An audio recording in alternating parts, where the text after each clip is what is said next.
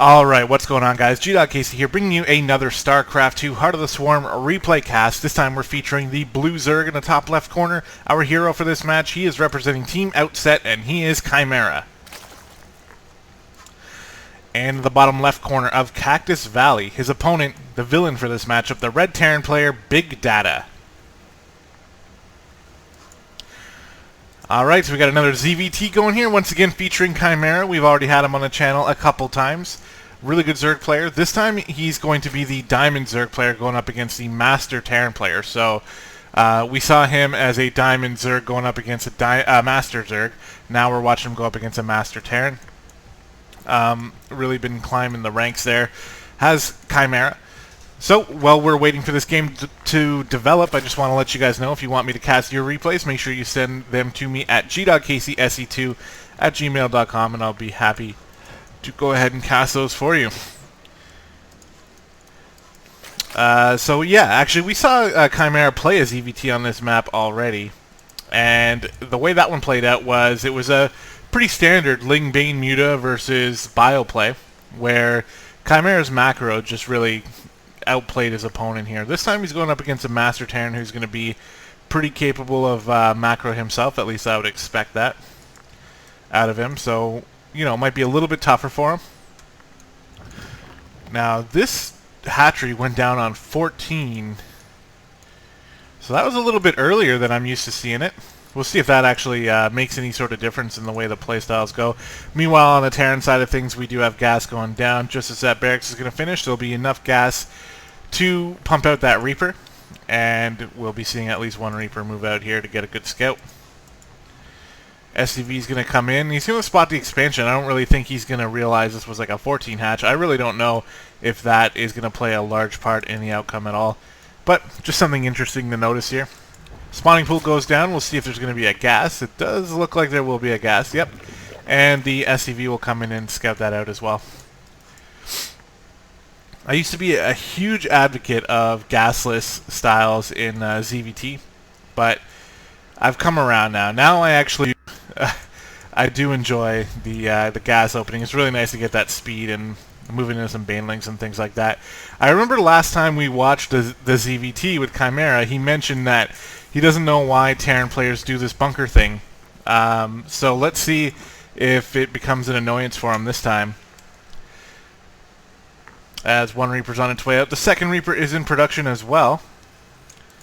And we do have 4 Lings to combat this. This bunker, though, is going to finish. Chimaera's happy to let it finish. Looks like there might be a second bunker going down here as well. That might make things a little bit interesting. With only one SCV here to repair, I'm not too sure exactly how effective that's going to be. Meanwhile, back here, the second Reaper comes out. The factory does go down. We'll be seeing that reactor go down as well. These Reapers are just poking away at the hatchery, so Chimaera's happy to let this happen as his queen is about to hatch. He's getting a couple extra lings. And there we go. Second Reaper going to be joining the fight soon enough, though. And might be able to pick apart these lings from afar, but getting surrounded there is not what you want to do. And this is sort of going with what Chimaera was saying, is that he doesn't know why people do this bunker thing. The bunker did absolutely nothing. The SCV went down. If he does not salvage this... Okay, he is salvaging it. Good job. He lost the Reaper as well, so overall that whole... like, everything is pretty much done. This Reaper will be able to come back in a little bit later and grab some scouting, which will be good. But that's about it. Chimaera did pull out of gas here after he got speed, so he's going to be focusing on his economy for a while. Might get a couple extra queens. Might get an extra base as well. Meanwhile, for BigData, the command center going down in his main. So we've been seeing this trend a lot lately of Terran players building their command center in the main. I really don't face this a lot whenever I'm playing on ladder. Pretty much every Terran player just puts it right on the low ground. So kind of interesting here how the meta is switching around a little bit. I'm not sure exactly how old this replay is, but yeah, command center on the high ground. Looking like we're going to go into Banshee play. We've seen this quite a bit as well. Banshees are really good against Zerg in the early game before the Spire comes out. So that's what those Banshees are going to be for, as these Speedlings are on the prowl just looking for whatever they can find.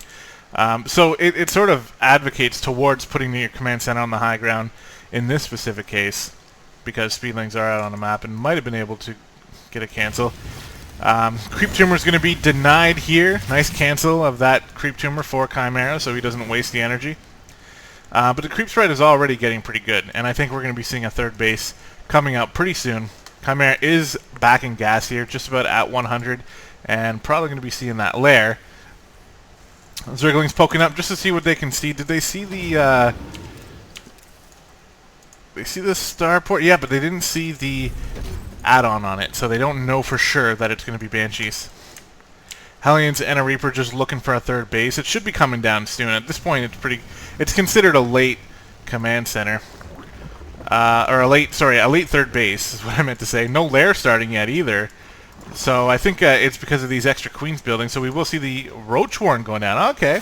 Alright, so this is going to be a little bit different. Roach Warren coming down.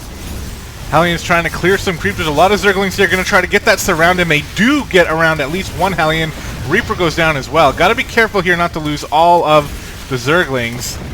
But actually, it's going to be BigData losing all of the Hellions. One Hellion remaining, roasting up a few extra Zerglings, but overall, that was a pretty cost-efficient trade, I think, for Chimaera, as he's got even more Lings over here, forcing a liftoff back at home, and killing some more Hellions, so this is really good. Banshee was poking in here, got himself herself 0 kills. And yeah, that's so that was not effective, as the Spore Crawler and 2 Queens are in place. And now, with the Roach Warren out and the lair coming down, and still no third base, here's the third base going down now. I'm wondering what Chimaera's plan is. He's maybe this Roach Warren was just for safety, and he's going to move into a standard Ling Bane Muta play. We'll see. As the Lings are trying to get a little bit of damage done, no cancel on that bunker, so getting some value out of these Zerglings is Chimaera. It's working out pretty well for him. Did he pick off any SCVs there? Well, 4 SCVs for Chimaera were picked off as well, so very nice run by with the Lings, getting as much value as you can out of really cheap units. We do have the Baneling Nest going down and double Evo Chamber, so maybe that Roach Warren was just for safety. He's spotted that there was a lot of Hellbats or Hellions on the field, so he got the Roach Warren probably just in case it was like some sort of all-in. One Banshee narrowly escaping with her life. Transfuse goes down. In comes the Overseer's. Lair is finished. Is there going to be a Spire? That's the question. Yeah, we do have melee upgrades going down for the Zerglings and Banelings, so most likely going to end up being a Spire after all. Now, we've seen Banshees do deadly work here, but this time, BigData, unable to get as much work done with the Banshees, does get out of there without losing both of them, actually, but still, they didn't really get any damage done at all. What do we got going back at home for BigData? We do have 3 barracks. We have Stimpack coming through. We have a 3rd command center starting and moving into Widow Mines as well. Also, Medevacs coming out now, so everything is going to end up being really super standard. Creep spread looking really good for Chimaera. Looks like it's a bit of a focus for him this game, as he is spreading that creep really well. Droning up the 3rd base now, and dropping that Spire, getting Baneling speed. And yeah, I mean, everything is just going as you would expect it so far. Chimaera been playing pretty well in the opening. He hasn't really taken a lot of damage, so he's been able to just drone up and do whatever he wants. He's got quite the bank banged up here, but as soon as the Spire finishes, that bank will disappear. Looks like BigData thinking about a little bit of a move out here. Timed with Stimpack and +1. So this could be pretty powerful if it hits at the perfect moment where the upgrades aren't finished yet for Chimaera. This actually could do quite a bit of damage. We'll see. As of now, it looks like it's just going to be a creep spreading squad here, as he does manage to spread some of this creep. He's going to force some more units out of Chimaera. Baneling's morphing in over here. Baneling speed will be finished in time. Upgrades are done for BigData as well, but looks like he's not too interested. Maybe he'll drop the main here. He's just getting Widow Mines in position. And no, he's just going to push up onto this creep here. Got to be really careful because it's going to be pretty easy for Chimaera to get us around. He sees the Banelings up there on the high ground, so hopefully he won't make a silly mistake and run into a bunch of Banelings. Here comes the Lings, and as I said, he's so far onto creep here. Nice Widowmine shots, though, going off, and every Zergling does die, but there's a few left in reserves here. These Widowmines have all been fired off. The Overseer coming with the mutas to help clear this up. That Overseer is pretty fast. Yes, we do have Overlord speed here for the Zerg player, and I love that upgrade because it allows your Overseers to travel with your mutas and that type of thing, and it's just really good. Creeps are going in this direction, which I think is pretty interesting. Oh, because Chimaera's actually taking a base over here. He's got macro hatches going down as well. Everything just looking pretty good for Chimaera. The only thing he wants to work on right now is his muta count, which is only at 5, but he's making 4 more. And he's going to catch this third command center moving into position here. That guy's going to be like, nope, turn around. And in comes another Marine force that's going to stim up here and try to take out some of these mutas, but Chimaera's reaction time is pretty good. He gets those mutas out of the way nice and quickly. So yeah, everything going pretty smooth here. No crazy amounts of damage going down for either player yet. So it's turning into be a nice, nicely, decently long macro game, basically, is what I was trying to say there. So far, with Chimaera actually pretty low on drones right now after making so many. Did he lose a bunch of drones? No, didn't lose any drones, so he must have just made a bunch of buildings and then just not re-drone them. Something that may become a problem here because the Terran player actually has more workers than the Zerg player. Although +2/+2 is super far ahead for Chimaera. So I was mentioning this in another ZVT I casted. If you are this far ahead with your upgrades, as these Banshees are going to end up getting picked off, nice pickup here for Chimaera. Those Banshees can always come back to haunt you later on in the game. So nicely done there. When the Zerg player is ahead in upgrades like this, he actually has a major window of opportunity to do just a crap ton of damage with Zerglings and Banelings because these guys are going to be stronger than the bio that BigData has right now. So I wonder if he's going to plan any sort of push with this upgrade, or if he's just, we see the infestation pick coming down. It looks like he's going to be moving into Hive eventually here. But I like the idea of going in with a bit of an attack when +2 finishes, so you can just see, if you can actually get a lot of damage done. And if we look at what BigData has, well, he has a whole bunch of stuff over here. So it looks like the +2/+2 is going to come into effect in a defensive role this time. So that's going to be fine, as BigData has decided to just move out.